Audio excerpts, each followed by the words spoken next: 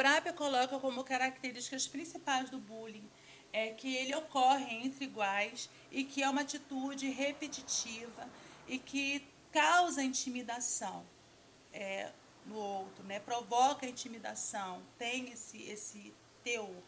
Dan Wallace, o pesquisador que nós falamos no início, ele coloca 4 características que nós podemos identificar o bullying.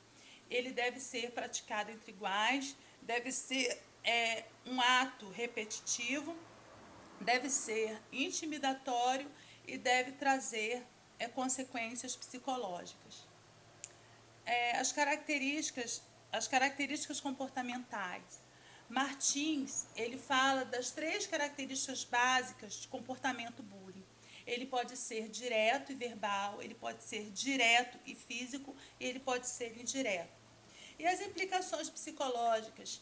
Neme e Tal, eles fazem uma pesquisa, os autores fazem uma pesquisa de 2000 a 2006 na literatura da psicologia que falasse sobre o bullying. E eles destacam 2 publicações que falam justamente sobre as características dos prejuízos psicossociais e os prejuízos psicológicos. Eles colocam questões de depressão, questões de estresse, questões de baixo nível de autoestima e coloca também que os alunos, né, as vítimas do bullying, são pessoas que não têm habilidade social. Nós temos também uma escritora chamada a Camargo, uma escritora que colocou o livro Brincadeiras que Fazem Chorar, e ela fala sobre o perfil do agressor, o perfil psicológico do agressor. E ela coloca que o agressor, ele normalmente, né, de modo geral, é um indivíduo irritável, impulsivo, com baixa tolerância à frustração, e as brincadeiras que ele realiza são sempre com a intenção de machucar e de ferir. A análise do comportamento e bullying foi o nosso segundo capítulo. Comportamento, segundo Skinner, o comportamento envolve o ambiente. Skinner fala do caráter relacional envolvido no comportamento, a importância das interações relacionais que envolvem o comportamento humano. Sobre a causalidade, nós entendemos, nós compreendemos que para entender as causas do bullying, nós devemos considerar a tríplice contingência, o antecedente, a resposta e o consequente. Seleção por consequência. Sabendo que os reforçadores podem aumentar a frequência das respostas aos estímulos, um evento onde há bullying, frequentemente sem intervenção, a tendência é que este tipo de comportamento se perpetue. É sempre o indivíduo que se comporta, atua no ambiente e é modificado pelas consequências de sua ação. No nosso terceiro capítulo, nós falamos sobre habilidades sociais e bullying. Nós entendemos, através da leitura dos Delprete, a importância de atividades vivenciais para a conscientização, o combate ao bullying, através de desenvolver competências em habilidades sociais. As atividades vivenciais, segundo Delprete, elas devem ser adequadas à situação e à necessidade do grupo. O trabalho com o grupo. A Organização Mundial de Saúde, pontuada e citada pelo Lopes Neto, ela diz que os trabalhos mais eficazes anti-bullying são feitos em grupo, em atividades em grupo dentro das salas de aula. Sobre os principais déficits, os Delprete falam sobre a habilidade de sobrevivência em classe, e muitos alunos são envolvidos em eventos de bullying por não terem essa capacidade de sobrevivência, essa competência, essa habilidade de sobrevivência em classe. Ou são alunos muito tímidos, ou são alunos agressivos, que têm algumas deficiências em habilidades sociais, como fazer perguntas, pedir ajuda, controlar a agressividade, expressar raiva, pedir mudança de comportamento. São exemplos desses déficits. Sobre direitos humanos e bullying, esse foi o nosso quarto capítulo.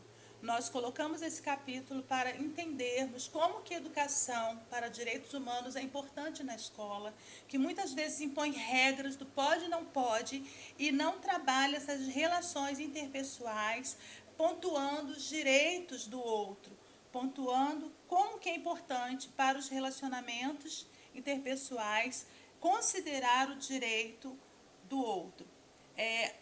dentro da dinâmica do bullying, dentro desse fenômeno, nós encontramos vários pontos que comprovam que os direitos humanos são violados nesse fenômeno. E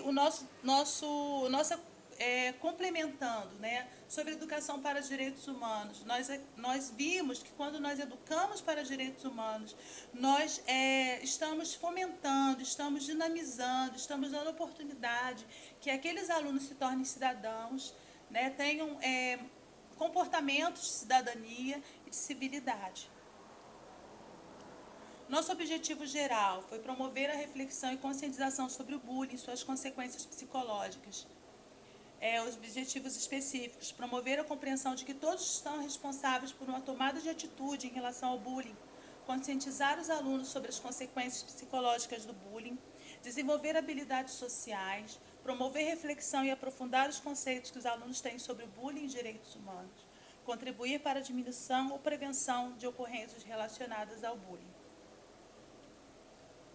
Esse nosso último objetivo, ele foi alcançado em parte. Nós contribuímos para a diminuição através da conscientização, mas a prevenção, ele exige, né, um pouco mais de tempo, né, do psicólogo na escola e um trabalho mais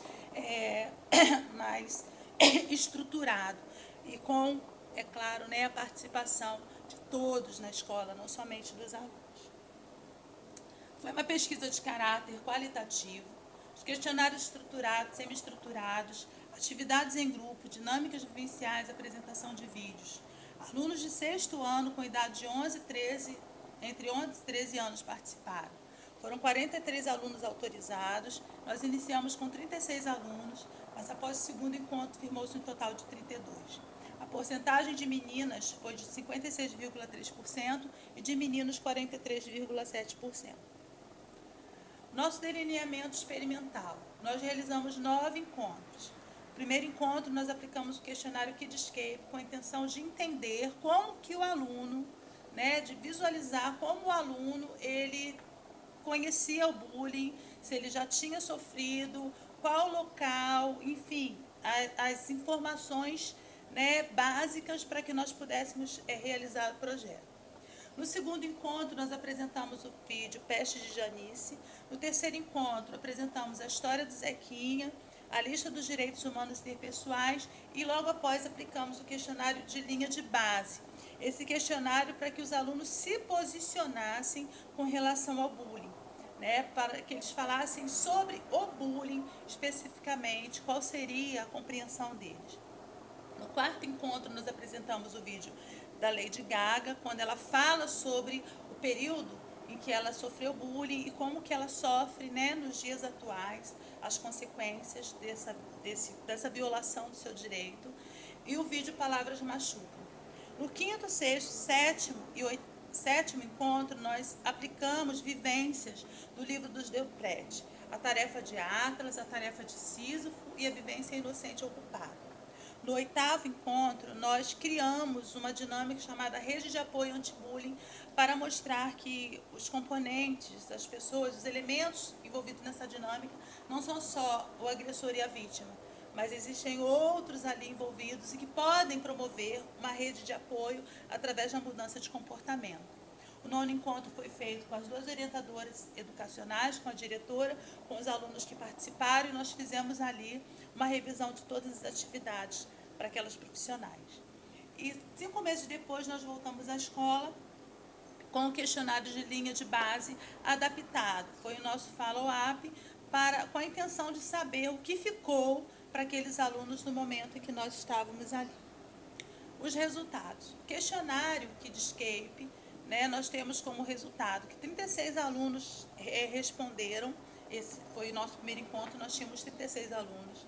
61,2% sofreram bullying, 73% na idade entre 5 e 11 anos, 52% sofreram há mais de um ano, há um ano ou mais, 41% sofreram diversas vezes, 39% falaram que foi na sala de aula, 36% não se incomodaram, os outros 36% se sentiram mal. 71% disseram não ter consequências, que não tiveram nenhum tipo de consequência. 19% disseram que algumas consequências ruins e 10% disseram que provocou a mudança de escola. O que eles pensam sobre o bullying? Sobre quem pratica, né? Sobre o bullying, né? Sobre o agressor. 46% sentem pena, disseram sentir pena. De quem é a culpa da intimidação?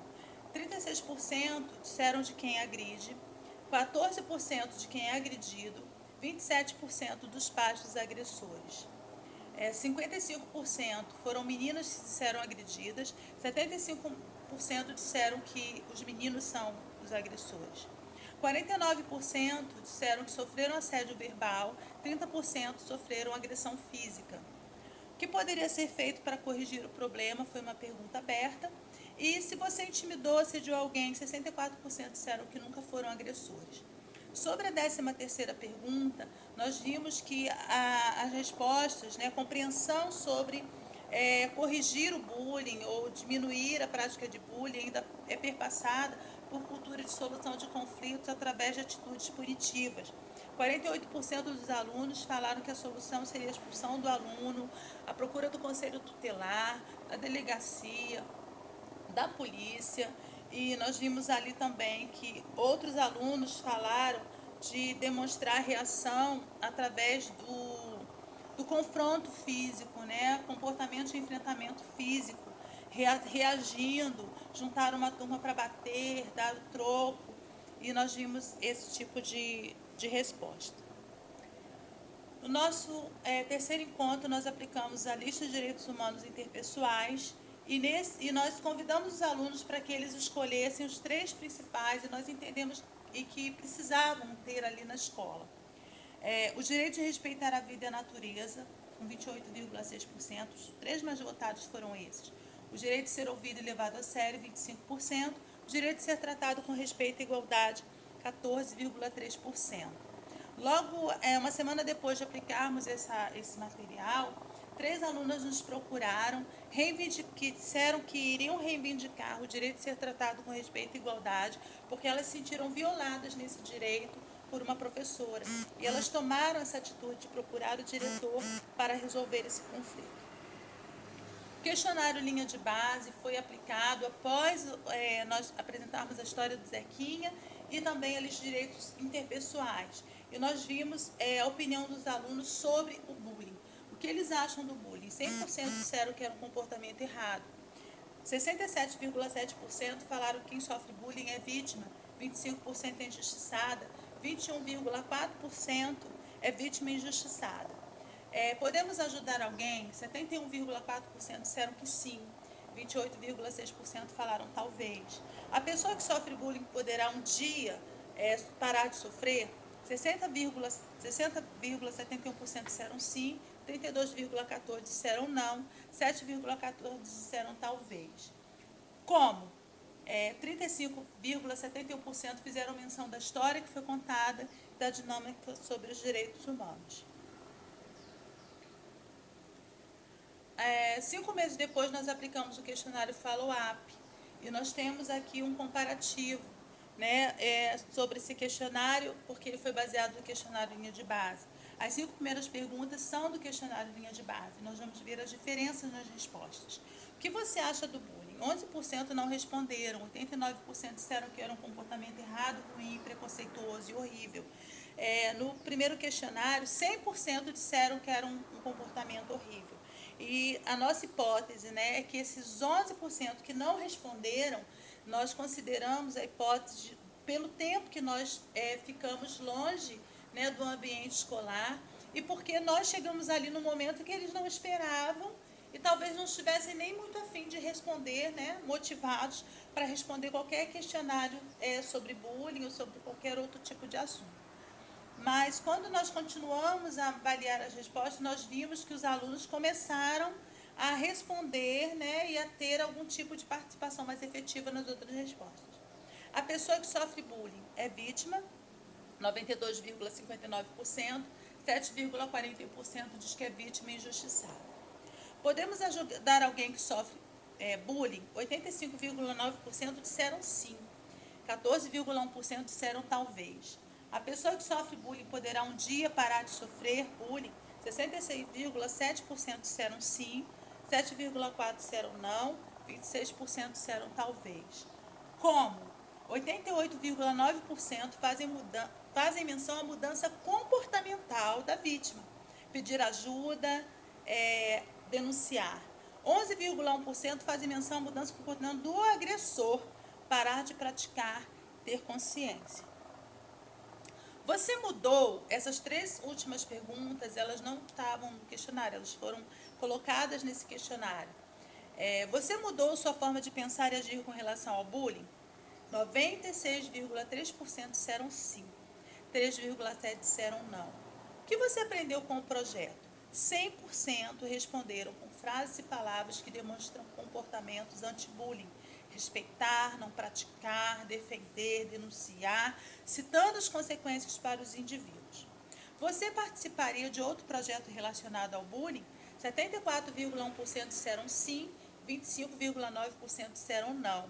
E a nossa hipótese, para 25,9% disserem não, dizendo não, é que nós entendemos e começamos a levantar a hipótese do quanto esse projeto, esse trabalho que foi realizado deve ter impactado o comportamento desses alunos e também a cobrança com relação a uma mudança comportamental depois que nós saímos do ambiente da escola. Nós chegamos, no dia que nós fomos aplicar o questionário follow-up, tinha um aluno que participou do projeto na sala da diretora, e a diretora dizendo que ele estava envolvido em bullying, me chamou para olhar para ele, como dizer assim, olha só, ele participou do projeto, ele está fazendo bullying. E depois, na hora que ele foi responder o questionário, nós conversamos ali, e ele mesmo disse, tia, não foi bullying que eu fiz, porque isso não foi repetido. Foi a primeira vez que eu fiz e eu reagi assim. Então, o aluno ter noção do que é bullying e do que não é bullying. Foi uma atitude errada, foi uma atitude que ele respondeu por ela, mas que ele tinha consciência que ele não estava praticando bullying. Os resultados encontrados nas pesquisas corroboram com os autores estudados. Trindade, Abramovay, Fante, Martins, Neto, Amaral, Neme, Tal, Calhau, Camargo, Francisco, Libório, Nunes e Amorim, Bandeira e Hurtz, Tognelli, Vinha, Vélez, proporcionando uma compreensão do comportamento bullying como um fenômeno presente no ambiente escolar. As contingências ambientais e a percepção dos alunos que vivenciaram o bullying são próximas das encontradas nos artigos. A análise de inferência sobre os resultados do trabalho realizado na escola através de 9 encontros foi considerada satisfatória, mesmo sem a participação dos docentes. Francisco e Libório orientam sobre as possibilidades de que as ações cotidianas dentro do ambiente escolar instruam para a melhoria de relações interpessoais, resgatando valores tais como respeito mútuo, solidariedade e diálogo. O objetivo da pesquisa foi alcançado, visto que mesmo depois de 5 meses, os pensamentos com relação ao bullying se mantiveram em acordo com o que fora trabalhado nas vivências.